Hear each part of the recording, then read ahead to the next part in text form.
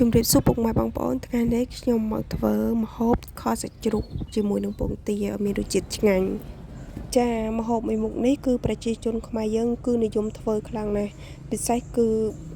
ពេលមានបុណ្យទានតែម្ដងគឺបុណ្យភ្ជុំបិណ្ឌនឹងឯងបងប្អូន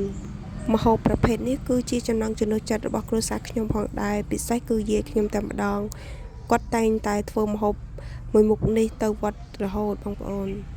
ដើម្បីយើងខឲ្យបានឆ្ងាញ់យើងត្រូវកាត់សាច់ជ្រូកជាចំណិតបែបនេះបងប្អូនយើងកាត់វាជាដុំ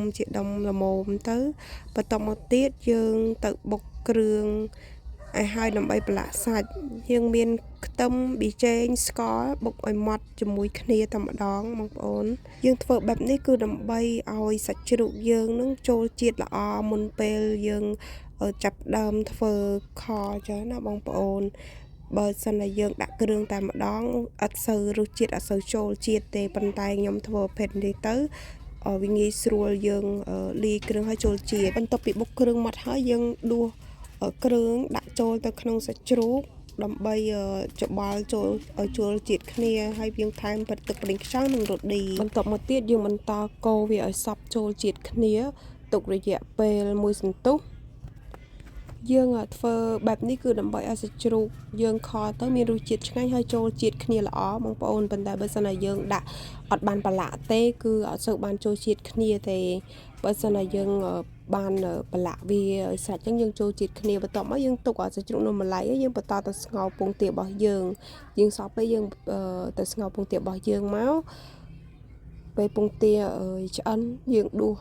ដាក់ស្រង់ដាក់ទឹកទៅយើងបកសបកនឹងចេញឲ្យស្អាតសម្រាប់ពងទាបើយើងចង់បកកុំឲ្យជាប់បកឲ្យបានស្អាតល្អយើងត្រូវមានទឹក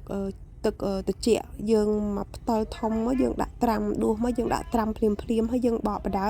យើងត្រាំបដើទៅវាអត់សូវជាប់ប៉ុន្មានទេបងប្អូនណាមួយយើងត្រូវរើសពងទាដែរប្រភេទពងទាណាដែលរាងចាស់អត់សូវជាប់ទេបើតែពងទាថ្មីរាងជាប់បន្ទាប់មកទៀតយើងចាប់ផ្ដើមកកូរស្ករឲ្យឡើងជើងក្រងយើងកូរស្ករយើងមើលថាឡើងជើងក្រងហើយយើងចាប់ផ្ដើមយកសាច់ជ្រូករបស់យើងដែលបានលាយគ្រឿងស្រេចមកហើយនឹងឆាក់ចូលដើម្បីកូរឲ្យសព្វចូលជាតិគ្នាព្រោះអីសាច់ជ្រូកនោះគឺយើងបានប្រឡាក់គ្រឿងរួចរាល់អស់ហើយយើងចាក់តែសាច់ជ្រូកចូលតែម្ដងទៅហើយក៏យើងកូរឲ្យសព្វទៅព្រោះអីកាលណាតែយើងប្រឡាក់គ្រឿងហើយគឺវាចូលជាតិសព្វគ្នានៅក្នុងសាច់ជ្រូកបងប្អូនបន្ទាប់មកទៀតយើងចាប់ផ្ដើមដាក់ពងទាដែលយើងបោះហើយចូលតែម្ដងពេលរំងាស់ពេលទឹករាងខាស់យើងកុំភ្លេចដាក់ទឹកបន្ថែមដើម្បីឲ្យសាច់កាន់តែផុយអានឹងតាមចំណង់ចំណូលចិត្តបងប្អូនទេបើបងប្អូនចង់បានសាច់មើលទៅឆ្អិនអាចញ៉ាំបានក៏ធ្វើតាមរបៀបបងប្អូនទៅប៉ុន្តែសម្រាប់ខ្ញុំគឺខ្ញុំចង់ឲ្យសាច់ផុយជាងនេះទៅខ្ញុំក៏ចាក់ទឹកបន្ថែមទៀតទៅដើម្បីរំងាស់វាឲ្យយូរបន្តិចអញ្ចឹងណាមានតា